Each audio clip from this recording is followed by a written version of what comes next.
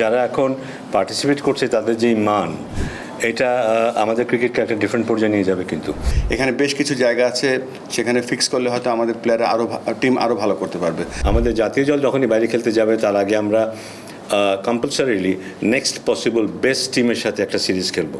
এই আজকে একটা প্রোগ্রাম আমরা শুরু করেছি, নতুন 30 জন ম্যাচ রেফারি আমরা ইনডাক্ট করার জন্যে আমরা একটা আজকে থেকে কোর্স শুরু হয়েছে for all former first class and Bangladesh team players, ছেলে মেয়ে। এটা হচ্ছে ফার্স্ট টাইম এই আমাদের নতুন প্রেসিডেন্ট আসার পরে এই ডিসিশনটা হয়েছিল যে প্লেয়ারদের, আপনারা অনেকবার বলেছে যে প্লেয়ারদের মোর ইন্ট্রোডিউস করতে চায়, নানান আম্পায়ারিং বলেন, তারপরে আপনার ম্যাচ রেফারি বলেন, অন্যান্য জায়গায় ম্যানেজমেন্টে বলেন। সো সেটারই একটা কন্টিনিউয়াস প্রসেস। এইটা কিন্তু বাংলাদেশ ক্রিকেটের প্রথমবার এরকম আপনার এত পার্টিসিপেশনে ম্যাচ রেফারি আমরা ট্রেনিং শুরু করেছি। আমরা একটা প্রেস কনফারেন্সে বলেছিলাম আপনাদেরকে আমরা এডুকেশন ডিপার্টমেন্ট বা এডুকেশন চালু করব এবং ক্রিকেট খেলাটা যাতে আরও পরিচ্ছন্ন হয়, ভালো করে মানুষ সবাই ক্রিকেট দেখতে পায়, ক্রিকেট শিখতে পায়। একটা ছিল কয়েকদিন আগে আম্পায়ার্সদের একটা রিফ্রেশার্স কোর্স, আর আজকে হচ্ছে ম্যাচ রেফারিদের রিফ্রেশার্স কোর্স। এখানে আমাদের সবথেকে সিনিয়র ম্যাচ রেফারি এবং head of match referee's Rakibul ভাই আছেন এখানে, যিনি এই প্রোগ্রামটা রান করছে। ভালো লাগছে যে এরকম একটা ক্রিকেটের অন্যতম সেরা স্তম্ভ যেটা ক্রিকেট ম্যাচ রেফারিজ, এবং আপনি যে অ্যাটেন্ডেন্স দেখছেন হাবিবুল বাশার, সুমন, আব্দুর রাজ্জাক, এদের মতন সব ক্রিকেটাররা ম্যাচ রেফারি হতে যাচ্ছে। এটা অবশ্যই বাংলাদেশ ক্রিকেটের ভালো মানের ম্যাচ রেফারি তৈরি করার সাথে সাথে ইন্টারন্যাশনালি যাতে আমাদের ম্যাচ রেফারিরা আরও ভালো করতে পারে তার সেই পথ অলরেডি আমাদেরকে সৈকত দেখিয়ে দিয়েছে, রাহুল দেখিয়ে দিয়েছে, গাজী, সোহেল, ম্যাক, সুমন সবাই, এবং মেয়েদের মধ্যে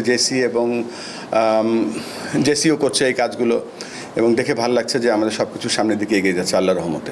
না, এটা তো খুব আশাব্যঞ্জক যে যারা এখন পার্টিসিপেট করছে তাদের যেই মান, এটা আমাদের ক্রিকেটকে একটা ডিফারেন্ট পর্যায়ে নিয়ে যাবে। কিন্তু আমরা কিন্তু গত অনেকগুলো বছরে মাঠে নিয়ন্ত্রণহীনতা দেখেছি। কিন্তু আমরা হয়তো যেটা আমরা শুনেছি ইভেনচুয়ালি যে এই রিপোর্ট হচ্ছে না, এই হচ্ছে না, সেই হচ্ছে না, কিন্তু আমরা সেই অর্থে খুব শক্তিশালী অ্যাক্টিভিটি দেখিনি যারা মাঠ নিয়ন্ত্রণ করেন তাদের কাছ থেকে।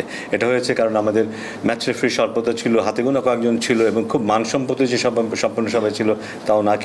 কিন্তু আমরা এখন আশা করছি এদের মধ্যে থেকে যাদের এত হিউজ প্লেইং ব্যাকগ্রাউন্ড, যাদের ইমেজ এত স্ট্রং, তারা অনেক বেটার কাজ করতে পারবেন। তাদের যদি সত্যিকার অর্থেই এখান থেকে বেশ কয়েকজন উঠে আসবে বলে আশা করছি, যারা ক্রিকেট খেলেছে এবং ওই পর্যায়ে ক্রিকেট খেলেছে, ক্রিকেট যারা ভিন্নভাবে ধারণ করে, তারা যখন ক্রিকেট পরিচালনায় ক্রিকেটের দায়িত্বে আসবে, ক্রিকেট অবশ্যই বদলাবে এবং আরও আমরা হয়তো ভালো দিন দেখতে পাবো তখন।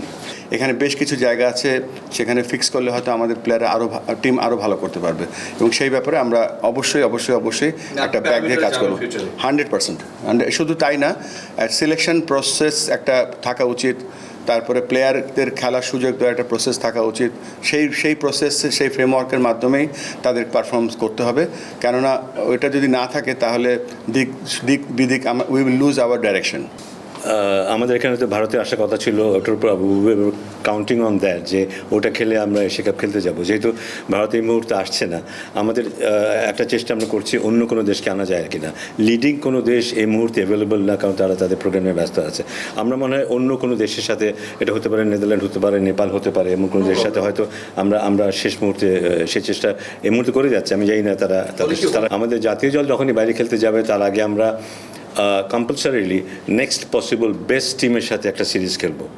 তাতে যেটা হবে, জাতীয় দলে কিছুটা প্রিপারেশন হবে, এবং তার চেয়ে ইম্পর্টেন্ট নেক্সট পসিবল টিম যেটা হবে, যারা ক্লোজ টু ন্যাশনাল টিম, তাদেরও একটা ভালো কম্পিটিশনের সুযোগ হয়ে যায়। সো আমাদের প্রাথমিক চেষ্টা থাকবে বাইরে থেকে একটা দল নিয়ে এসে যেহেতু খেলানোর। ফাইম ভাই ন্যাশনাল টিমের কথা বললোই, আমি জাস্ট অ্যাড করি এখানে একটা ব্যাপার, একটা ব্রেক পাচ্ছি আমরা।